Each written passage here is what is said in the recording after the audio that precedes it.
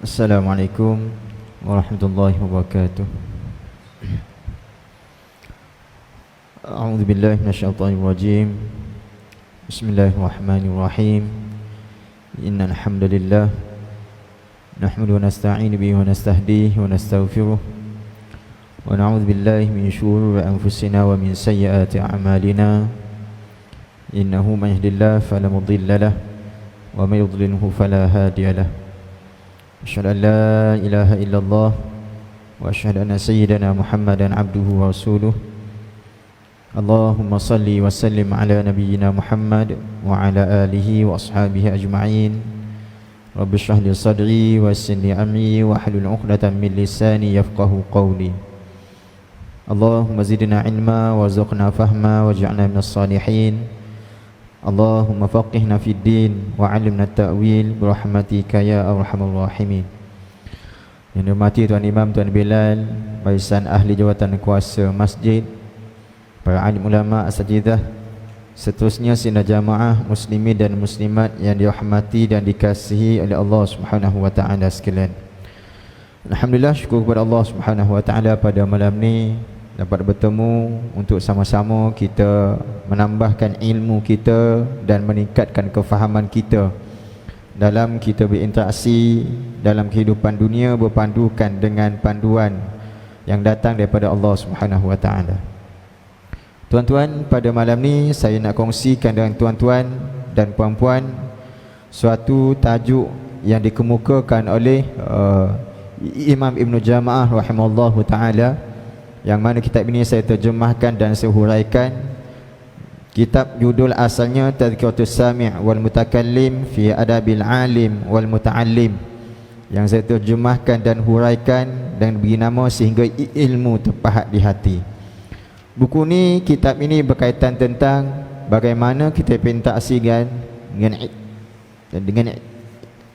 ilmu pengetahuan dan juga bagaimana adab-adab kita berinteraksi dengan pengetahuan yang Allah Ta'ala kurniakan kepada kita.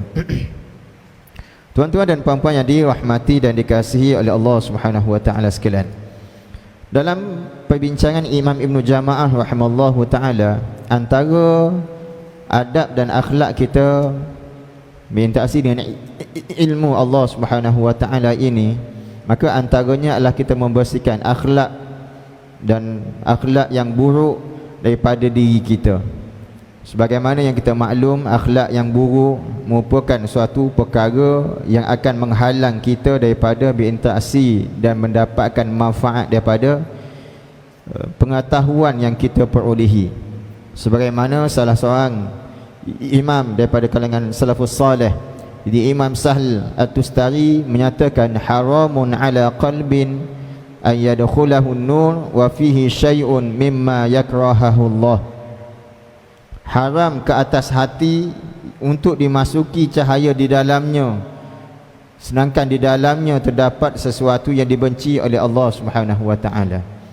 Maksudnya, apabila dalam hati kita ada sesuatu yang dibenci oleh Allah Subhanahu wa taala, maka hati kita akan terhijab, terhalang daripada masuknya nur, hidayah, kemanisan dan juga keasyikan dalam menikmati ilmu dan juga ibadah kepada Allah Subhanahu wa taala. Maka banyak berkaitan tentang akhlak-akhlak yang buruk. Sebagaimana kita maklum, akhlak yang buruk antaranya hasad dengki, khianat, sombong, riak, ujub, sum'ah, dan banyak lagi perkara-perkara yang ada dalam diri kita, dan perkara ni takkan selesai dengan sekali dua kuliah ataupun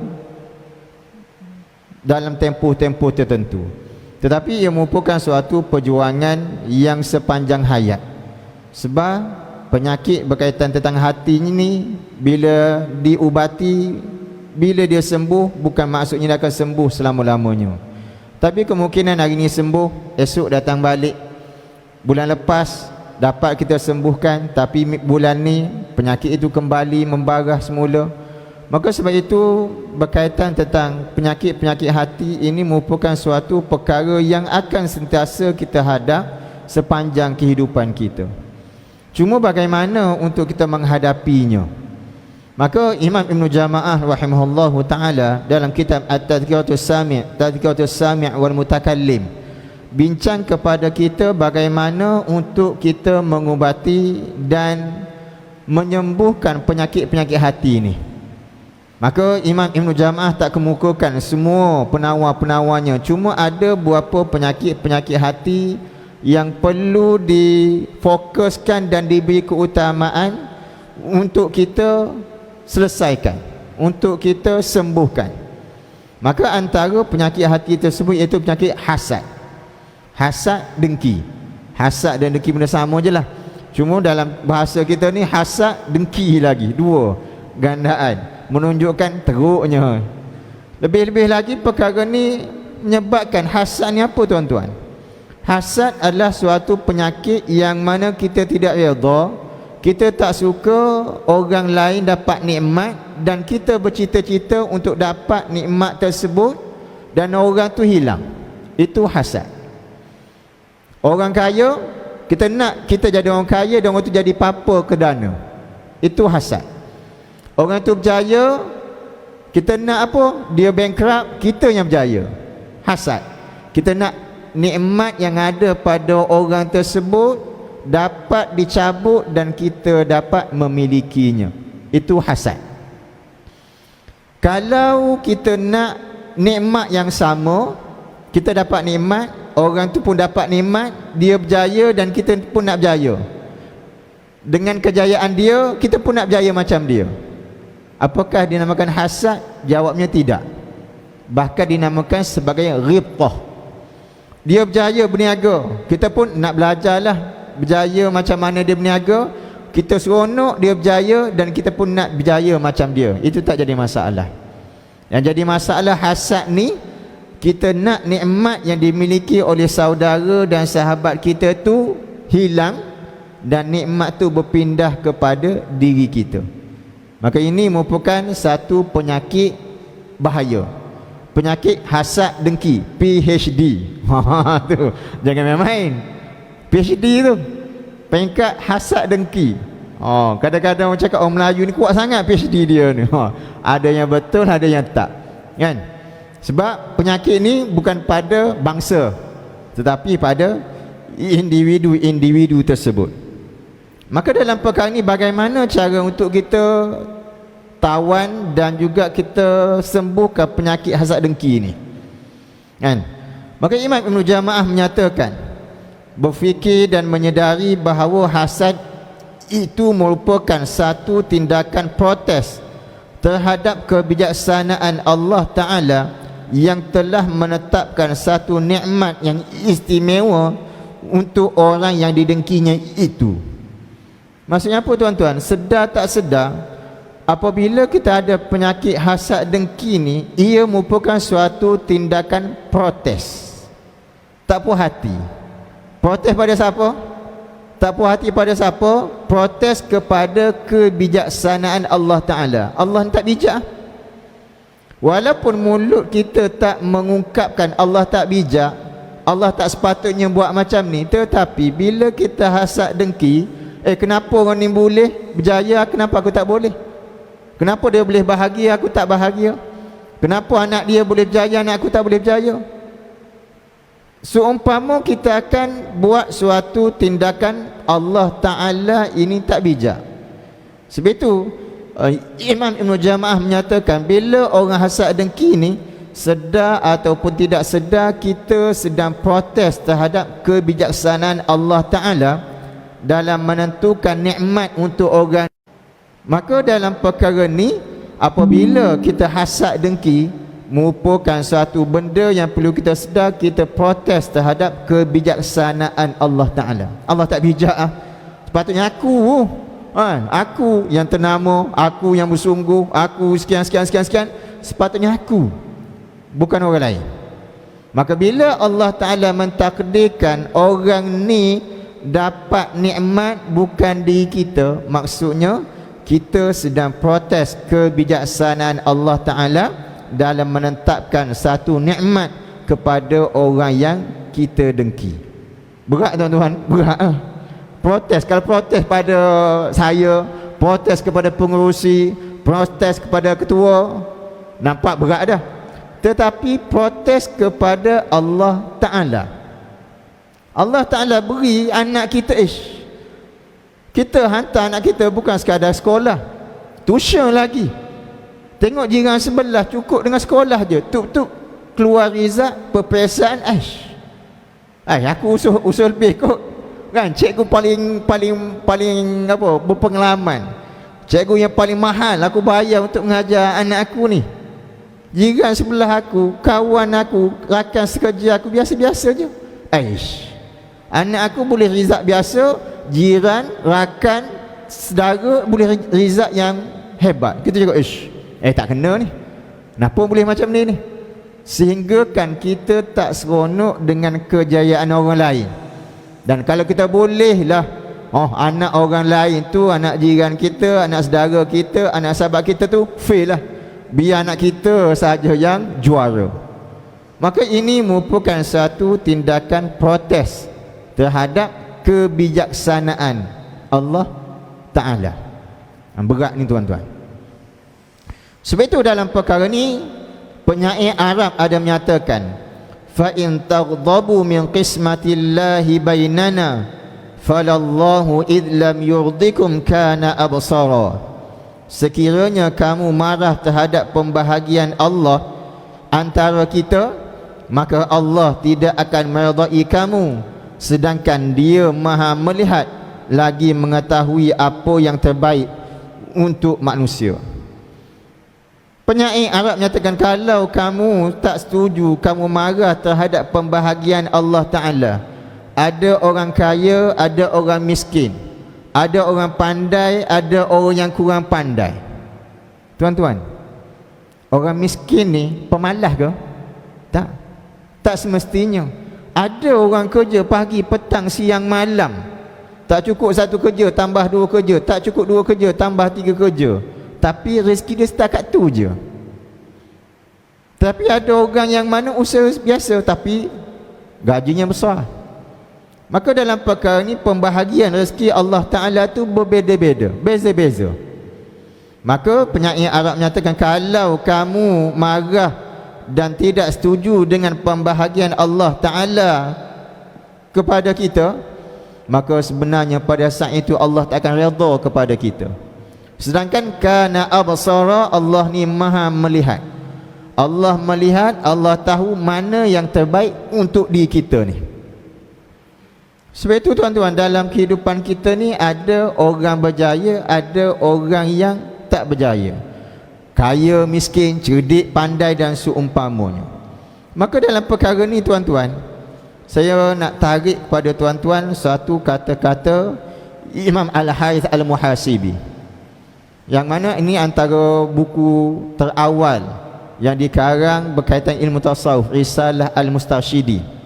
Sehingga Imam Al-Ghazali pun rujuk kepada Imam Al-Muhasibi. Ini juga saya terjemah dan huraikan. Yang mana Imam Al-Muhasibi menyatakan, wa'lam anna mahabbatal ghina ma'akhtiyarillahi li'abdihil faqra tasakhutun.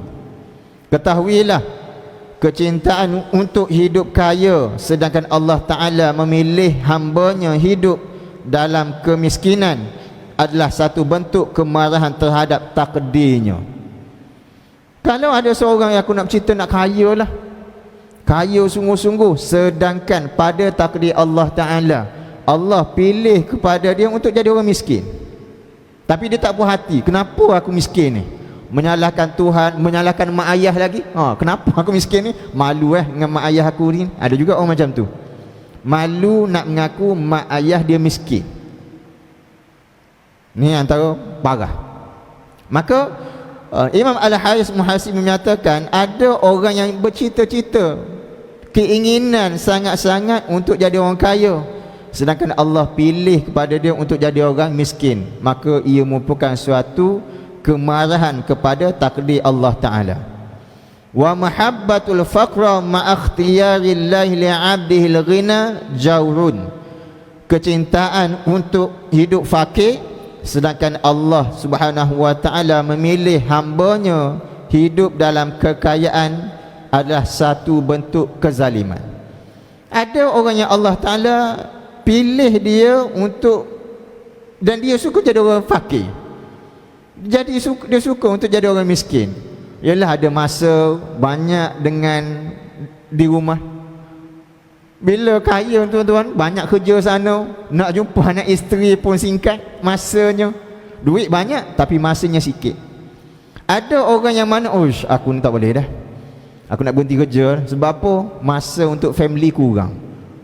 Bila kita ialah banyak kerja, travel sana travel sini, kita nak hidup dalam keadaan orang biasa saja. Sedangkan Allah Ta'ala pilih hidup dia ni sebagai orang kaya, orang berpengaruh, orang yang besar kedudukan dia. Maka dia tak puas hati, aku tak nak jadi orang kaya, bercontohnya. Maka ia merupakan satu bentuk kezaliman terhadap keputusan Allah Ta'ala. Kita tak puas hati juga. Maka di sini bukan maksudnya kita kaya, orang nak jadi kaya tak salah, bukan maksudnya macam tu. Silakan, tak jadi masalah. Cuma ada ketikanya kita akan masa tertentu, aku dah usaha setakat tu jugalah. Kan, takat tu jugalah rezeki yang Allah Ta'ala. Jangan salahkan takdir itu bendanya. Jangan pula kenapa fakir ni, kenapa miskin ni, Allah takdirkan. Tapi kerjanya tak, duduk tidur bangun saja, itu salah. Itu mempergunakan takdir. Ni memang diusaha dah, usaha keluar sebelum matahari terbit, balik ke rumah matahari dah terbenam dah, contohnya lah, kan. Maka tapi Allah Ta'ala tetap takdirkan perkara tersebut, maka terima takdir Allah Subhanahu wa Ta'ala. Kenapa Allah takdirkan macam tu tuan-tuan? Ada suatu hadis Imam Al-Baihaqi rahimallahu ta'ala, yang mana Anas bin Malik radhiyallahu anhu meriwayatkan daripada Nabi sallallahu alaihi wasallam, daripada Jibril alaihi salam, daripada Allah Subhanahu wa Ta'ala. Maksudnya ini hadis kursi. Allah ada sebut dalam hadis kursi, wa inna ibadil mu'minina man la yasluhu lahu illa al-ghina walau afqartuhu afsadahu dhalik. Ada, sesungguhnya sebahagian hamba aku ni yang mukmin terdapat golongan yang tidak sesuai melainkan kaya. Sekiranya aku menjadikannya miskin, fakir, nescaya keadaan tersebut akan merosakkannya. Allah tahu hamba aku ni untuk dia jadi orang baik, aku kena bagi orang jadi orang kaya. Sebab apa? Dia adalah orang yang pandai bersyukur. Kalau dia berikan kepada dia kefakiran, tak sesuai. Sebab apa? Dia akan memberontak, tak sesuai dengan keimanan yang ada dalam diri dia. Maka sebab itu Allah Ta'ala pilih hamba ini yang mukmin jadi orang kaya. Sebab apa? Kekayaan tersebut sesuai dengan iman yang ada dalam diri dia. Kalau dia jadi orang fakir, orang miskin, rosak iman dia. Kemungkinan dia tak akan sabar, kemungkinan dia akan menyalahkan takdir Allah Ta'ala. Dia akan mengucapkan suatu perkara-perkara yang tidak elok. Jadi Allah Ta'ala tahu hamba ni sesuai untuk jadi kaya, maka Allah berikan kekayaan bagi dia. Kenapa? Kalau dia miskin, dia akan rosak, dia akan jadi jauh daripada Allah Ta'ala. Itu yang pertama. Wa inna min ibadil mu'minina man la wa anna min ibadil mu'minina man la yasluhu lahu illa al-faqr walau basattu lahu afsadahu dhalik. Ada juga daripada kalangan hamba aku ni yang mukmin, yang mana dia ni tak sesuai bagi diri dia kecuali fakir, tak cukup duit. Tapi kalaulah aku berikan kekayaan pada dia, akan rosak diri dia, rosak hidup dia, rosak agama dia. Maka dia ni adalah orang yang mana kuat sabar dia. Bila Allah uji dengan kefakiran, kesempitan hidup, dia ingat pada Allah Ta'ala, dia sabar, hubungan dia dekat dengan Allah Ta'ala. Allah tahu kalau aku kayakan dia ni, masjid tak nampak dah. Nampak ke mana? Tempat-tempat maksiat. Zakat tak keluar dah. Duduk belanjakan harta dia pada tempat-tempat yang dimukai oleh Allah Ta'ala. Maka dalam perkara ni, ada yang mana Allah tahu hamba aku ni sesuai dengan agama dia, dengan iman dia, sesuai jadi orang kaya, maka Allah jadikan dia kaya. Sebab apa? Kalau jadikan dia miskin, rosak dia. Ada yang mana Allah Ta'ala jadikan dia adalah orang miskin, orang fakir, sebab itu sesuai untuk diri dia. Kalau dia jadi orang kaya, rosak dia, rosak hidup dia, rosak agama dia. Okey. Kemudian, wa inna ibadi man yuridul baba minal ibadah fa akuffuhu anhu li'alla yadkhulahu al-ujub. Terdapat daripada hamba-hambaku ni yang mahukan pintu ibadah. Ada sebahagian daripada hamba Allah Ta'ala, orang mukmin, dia aku nak jadi orang kuat ibadah, maka aku cukupkannya dengan ibadah yang dia lakukan, agar perasaan ujub tidak masuk ke dalam dirinya, seterusnya merosakkan perasaan itu, dan perasaan itu merosakkan diri dia. Ada orang yang mana tengok orang tu ibadah dia, datang ke masjid pukul 4 pagi tuan-tuan, ngaji Quran, sedekah sana sedekah sini. Kita pun rasa apa, aku ni nak jadi macam dia lah.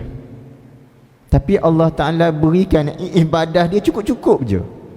Buat benda wajib, tinggal benda haram, benda sunat sikit-sikit je. Kenapa? Dia usaha juga.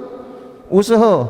Nak bangun malam tu 5 alam pasang contohnya lah kan. Betul-betul sedar lewat juga. Tak boleh. Ataupun hujung-hujung waktu je lah nak bangun macam orang lain. Dia dengar hadis Nabi SAW pernah qiyamul lail apabila Nabi SAW solat seorang-seorang. Seorang sahabat follow Nabi SAW. Nabi baca suratul Baqarah, Al-Baqarah tuan-tuan. Maka sahabat ni fikir, Rasulullah, style Rasulullah macam mana tuan-tuan? Style Rasulullah bila salat sunat, dia akan baca satu surah lengkap. Bukan macam kita petik-petik kan. Kita ni petik-petik. Rasulullah style dia adalah baca satu surah lengkap. Maka bila Nabi SAW jadi imam, sahabat pun follow Nabi SAW. Nabi baca, lepas Fatihah baca Al-Baqarah. Maka sahabat belakang ni pun kemungkinan Rasulullah akan rukuk selepas daripada habis suratul Baqarah. Rupa-rupanya habis suratul Baqarah, Nabi SAW sambung dengan suratul Nisa. Masa itu tuan-tuan, Quran belum disusun sebagaimana dalam mushaf sekarang ni. Jadi Nabi SAW baca suratul Nisa. Sahabat yang follow kat belakang ni cakap, harap-harap Rasulullah akan rukuk selepas habisnya suratul Nisa. Tuk-tuk habis suratul Nisa, Rasulullah baca surah Ali Imran. Dan sahabat cakap, harap-haraplah Rasulullah akan rukuk selepas habis surah Ali Imran. Maksudnya apa tuan-tuan? 1 rakaat 5 juzuk lebih, barulah Nabi SAW rukuk. Maka ada antara kita yang nak diberikan peluang buat ibadah banyak. Kalau boleh harta tu kat fi sabilillah. Kalau ibadah tu bukan sekadar dahi je hitam lebih dari itu lagi lah kan. Jadi ada yang mana antara kita nak ibadah macam tu juga kan. Tapi Allah Ta'ala beri sikit je pada kita. Kenapa Allah berikan sikit sahaja? Supaya dengan ibadah yang banyak, Allah Ta'ala tak nak kita rasa ujub dalam diri kita. Ujub ni apa tuan-tuan? Apa beza riak dengan ujub? Riak ni kita nak tunjuk ke orang. Aku pakai baju cantik ni, nak tunjuk pada orang. Aku sembahyang lama ni, nak tunjuk orang, biar orang tengok pada kita. Tu riak, ro'a, kita nak memperlihatkan. Kalau ujub ni apa? Kalau ujub ni bahasa mudah, kita sendiri perasan bukan nak tunjuk ke orang. Duduk, contohlah tuan-tuan, duduk tengok cermin, oh handsome juga aku ni, cantik juga aku ni, umur sekarang ni boleh tahan lagi. Contoh je lah kan. Perasan, itu nama ujub. Jadi ada orang yang mana Allah Ta'ala berikan ibadah dia, pintu ibadah dia cukup-cukup sahaja. Kenapa? Sebab Allah tak nak rosakkan amal ibadah dia dengan perasaan ujub dan perasan dalam diri dia, menyebabkan ibadah dia terbatal dan juga tidak mendapat pahala. Kemudian Allah Subhanahu wa taala sambung, wa inna min ibadil mu'minin man la yuslihu imanuhu illa as-sihah walau aqsamtuhu la afsadahu dzalika azunnuhu. Ada sebahagian daripada hamba aku ni, berdasarkan iman dia ni tak sesuai kecuali dalam keadaan sihat. Orang ni aku kena bagi sihat. Sebab apa? Dengan iman dia sesuai dengan keadaan kesihatan dia sihat. Kalau diberikan sakit, mula rosak iman dia, menyalahkan takdir. Aku dulu buat baik, kenapa aku sakit? Allah Ta'ala ni apa? Contohnya lah, ada orang yang mana Allah Ta'ala tahu iman dia ni sesuai untuk sihat, maka Allah berikan sihat kepada dia supaya kalau diberikan kesakitan boleh merosakkan iman yang ada dalam diri dia. Begitu juga wa inna min ibadi man la yuslihu imanahu illa as-saqam walau sahhahtuhu la afsadahu. Ada daripada kalangan hamba aku ni tak sesuai iman dia kecuali dengan sakit. Orang ni sakit sesuai dengan iman dia. Sebab apa? Dia kuat sabar. Kalau pergi sihat, panjang langkah dia, tempat dia pergi jauh. Dengan iman dia ni sesuai untuk orang sakit. Dia ni satu penyakit tu, sakit penyakit tu. Bila sakit, zikir pada Allah. Bila sakit, istighfar pada Allah. Bila sakit, ingat mati. Bila sakit, tak nak buat jahat. Ada yang mana Allah Ta'ala tahu keimanan dia ni tak sesuai kecuali untuk sakit, maka Allah beri sakit sana, sakit sini. Habis sembuh sakit ni, datang penyakit lain pula. Kenapa? Sebab iman dia sesuai dengan sakit. Sebab kalau sihat, payah tuan-tuan.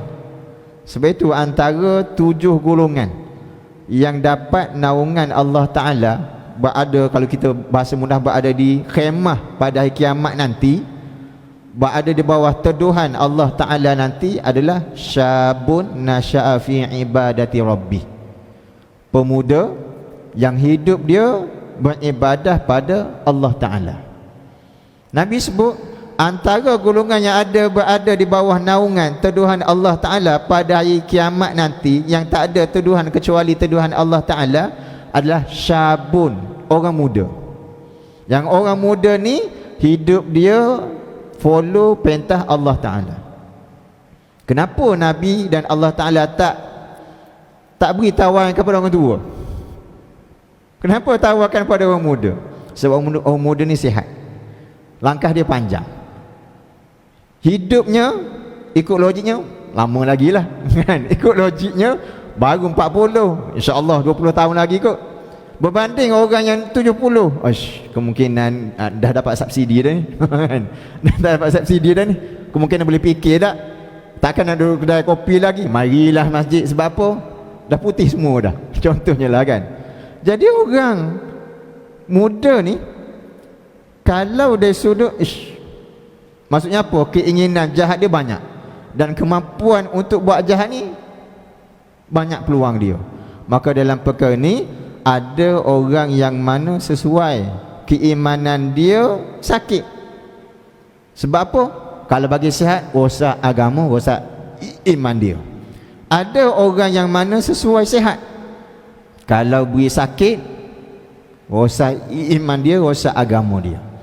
Sebab itu dalam perkara ni, ketentuan Allah Subhanahu wa taala merupakan suatu ketentuan yang paling baik dalam kehidupan kita. Tuan-tuan dan puan-puan yang dirahmati dan dikasihi oleh Allah Subhanahu wa taala sekalian, Perkara ni mudah tuan-tuan kita sebut, tapi yang tanggung tu tak tahulah macam mana kan. Tapi apa yang Allah Ta'ala tetapkan pada kita, itu yang terbaik. Kita lahir dalam keadaan kaya, syukur Alhamdulillah, banyakkan bersyukur. Kita lahir dalam keadaan yang miskin, banyakkan bersabar. Sebab apa? Kaya ataupun miskin bukan tanda kaya Allah sayang, bukan tanda miskin Allah benci. Kan? Kita dah baca ayat Quran selalu, fa ammal insanu idza mabtalahu rabbuhu fa akramahu wa na'amahu fayaqulu rabbi akraman. Ada orang yang mana Allah Ta'ala berikan nikmat kepada dia, diberikan kekayaan pada dia, maka dia rasa, oh Allah Ta'ala muliakan aku. Wa ammal insanu idza mabtalahu faqadara alaihi rizqahu fayaqulu rabbi ahanan. Ada orang sangka bila Allah Ta'ala sempitkan rezeki dia, tak kaya, dia pun menyangka Allah ni benci kita. Maka Allah jawab, kalla, sama sekali bukan. Kaya ke miskin bukan maksud, bukan tanda Allah sayang ataupun Allah benci, tetapi ia merupakan ujian bagi kita semua. Tuan-tuan dan puan-puan yang dirahmati dan dikasihi oleh Allah Subhanahu wa Ta'ala sekalian, bercontoh mudah macam inilah tuan-tuan. Kita nak kan anak kita berjaya semua kan. Kalau boleh, kalau 7 orang 7 maksudnya mesti kerja hebat-hebat belaka. Tapi tuan-tuan, perasan tak, dalam ramai-ramai anak kita kemungkinan ada seorang dua tu yang slow learning. Dan sudut akademik ni kurang je. Kita pun tak bangga lah dengan anak macam ni, contohnya sebahagian daripada kita. Sampai ada yang menzalimi anak dia, oh membandingkan anakku ni hebat akademik, sayang lebih. Anak ni yang kurang akademik ni, layan tak layan saja. Tapi tuan-tuan, cuba tengok penghujung hayat kita. Anak yang cemerlang akademik ni dapat kerja hebat semua, tuk-tuk ada kat kampung, ada teman kita tuan-tuan, negeri-negeri ke sana, negeri sana, luar negara pun ada. Tuk-tuk anak yang kurang pendidikan, yang kita dulu bukanlah anak kebanggaan, itulah yang jaga kita ketika kita tua. Itulah kemungkinan anak itulah yang akan basuh berak kita, kan? Sebab itu Allah Ta'ala dah atur dah benda ni. Ada anak yang cemerlang akademik tapi kurang buat benda ni, masing-masing ada bahagian yang Allah Ta'ala telah tentukan. Sebab itu terima takdir Allah Ta'ala, bukan memusuhi takdir Allah Ta'ala. Tuan-tuan dan puan-puan yang dirahmati dan dikasihi oleh Allah Subhanahu wa Ta'ala sekalian, sebab itu antara perkara penting untuk kita jadi rasa kaya macam mana tuan-tuan? Sayyidina Abdullah bin Mas'ud, sahabat Nabi, Abdullah bin Mas'ud radhiyallahu anhu menyatakan, "I'dha bima qasama Allahu lak takun min aghnan nas." Redalah dengan pembahagian Allah Ta'ala kepada kamu, nescaya kamu akan menjadi orang yang paling kaya. Maksud apa nak jadi orang paling kaya? Maksudnya rasa cukup dengan kita redha terhadap pembahagian yang Allah Ta'ala kurniakan kepada kita. Tuan-tuan dan puan-puan yang dirahmati dan dikasihi oleh Allah Ta'ala sekalian, kita berhenti seketika untuk azan Isya.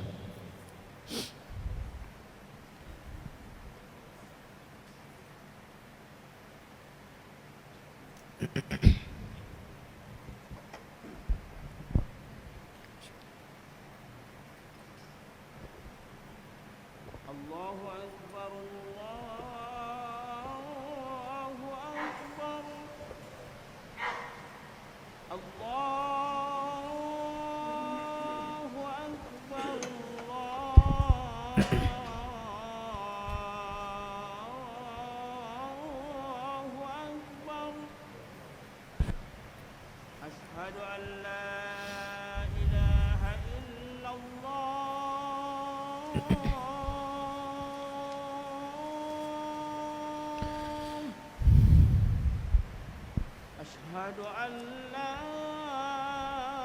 إله إلا الله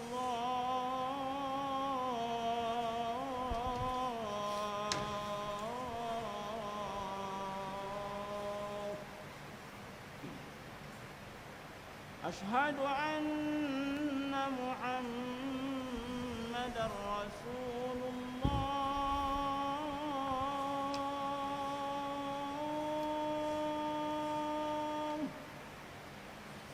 أشهد أن محمدا رسول الله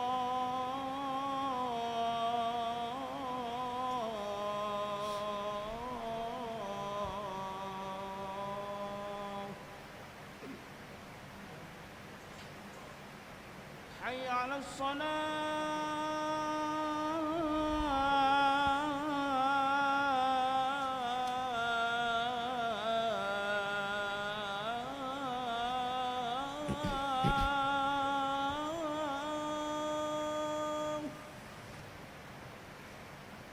حي على الصلاة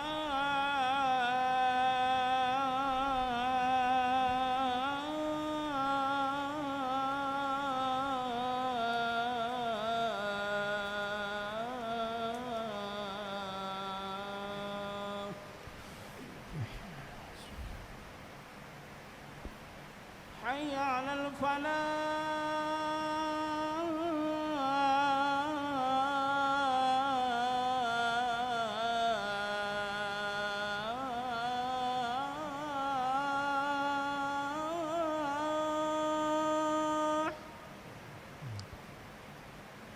حي على الفلاح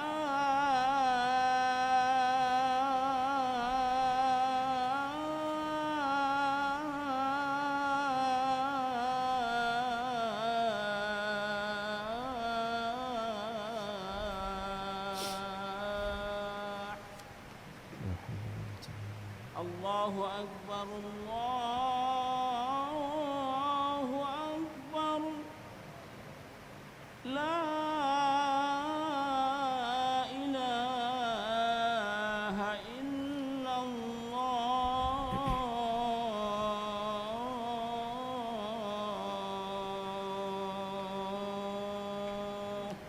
لا إله إلا الله اللهم صل اللهم صل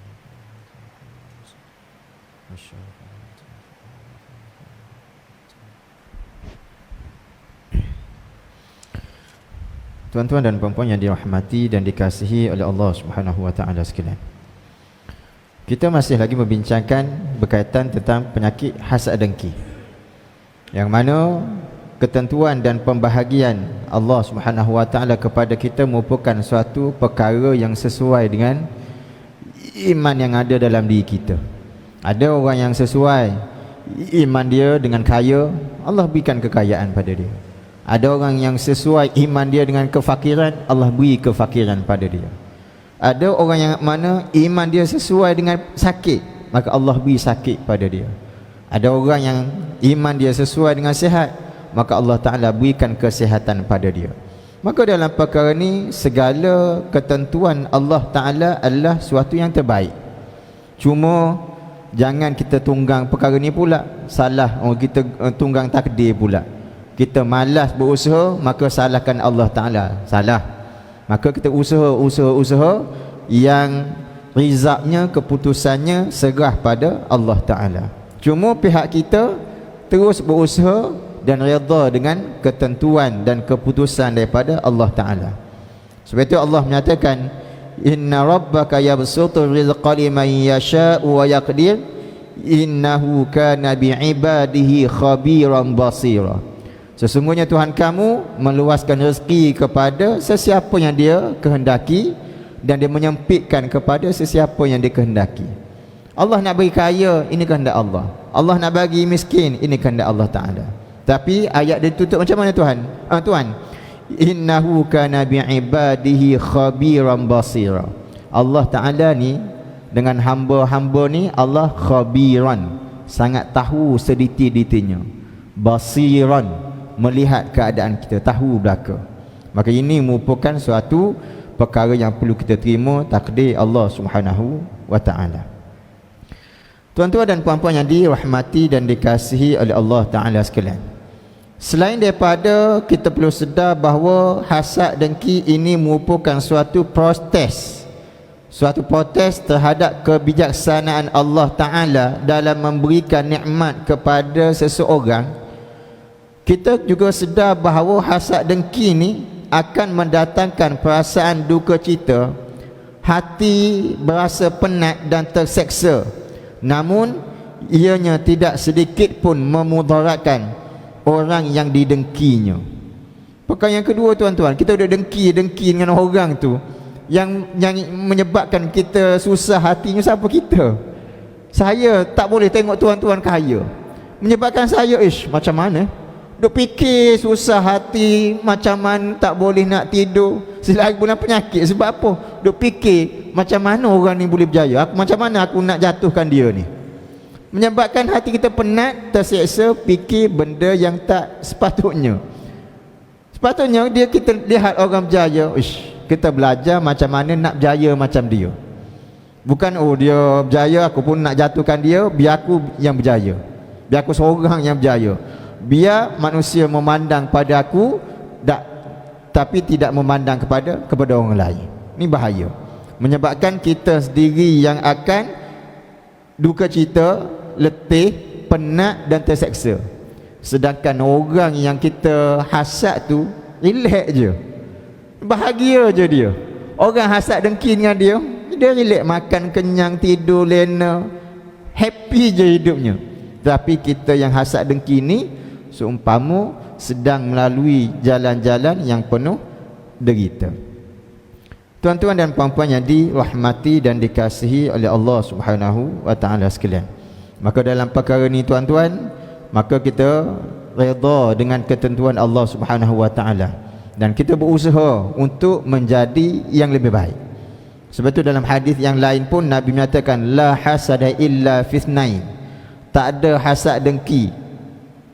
Minta maaf, la hasada fithnain, tak ada hasad dengki dalam dua perkara, iaitu dengan maksud tak ada ghibtah. Hasad kita nak orang tu hilang nikmat tu dapat pada kita, itu hasad. Tapi ada benda yang hasad boleh, tapi hasad dengan maksud ghibtah. Hasad dalam dua perkara. Yang pertama, rajulun atahu Allahu malan, seorang kita hasad dengki pada dia dengan maksud kita nak jadi macam dia. Seorang yang mana Allah Ta'ala berikan harta kepada dia, dan dengan harta tu dia membelanjakan harta dengan jalan yang diridai oleh Allah Ta'ala. Dia ni orang kaya lah. Dengan kekayaan dia tu, masjid dia taja elektrik, kapet ada lama dah dia tukar, apa lagi, air ada kebocoran, dia lah yang support masjid. Maka kalau kita nak hasad pada orang ni, silakan. Bukan maksudnya bila dia bankrupt, tak, kita nak jadi macam dia. Nabi menyatakan dalam perkara ni tak kira hasad. Yang kedua, wa rajulun atahu Allahul ilm, seorang yang mana Allah Ta'ala berikan kepada dia ilmu. Allah beri ilmu pada dia, pandai dia, dan dia beramal dengan ilmu tersebut, dia menyampaikan ilmu tersebut, beri manfaat bukan sekadar pada dia, bahkan kepada orang lain. Maka kita pun naklah anak kita jadi macam dia juga, berilmu dan beri manfaat ilmunya kepada masyarakat. Maka dalam perkara ni boleh kita hasad, kita nak jadi macam tu. Tuan-tuan dan puan-puan yang dirahmati dan dikasihi oleh Allah Subhanahu wa taala sekalian, maka kita tutup perbincangan kita berkaitan tentang hasad dengki. Ini merupakan suatu penyakit yang perlu kita hindarkan dalam diri kita. Sepatutnya kita tukar perasaan hasad ini kepada ghibtah. Kita tukar perasaan hasad, orang lain hilang nikmat dan nikmat tu pindah pada kita, kita buang, tak nak. Ni penyakit yang dimurkai oleh Allah Ta'ala. Tukar kepada penyakit ghibtah. Kita tukar sifat hasad tu kepada sifat ghibtah. Kita nak orang yang dapat nikmat tu terus dapat nikmat, dan kita juga jadi macam dia, dapat nikmat yang sama. Maka itu akan memberikan kebahagiaan di dunia dan hari akhirat nanti. Wallahu ta'ala a'lam. Segala yang baik datang daripada Allah Subhanahu wa taala, kelemahan kekurangan daripada saya sendiri, minta maaf tak ampun sekiranya tersalah tersilap dalam penyampaian pada kali ini. Aku qouli hadza, astaghfirullahal azim li wa lakum. Assalamualaikum warahmatullahi wabarakatuh. A'udzubillahi minasyaitonir rajim. Bismillahirrahmanirrahim. Allahumma faqihna fid din wa 'allimna ta'wil. Sallallahu ala sayyidina Muhammad wa ala alihi wa sahbihi wasallam. Walhamdulillahirabbil alamin.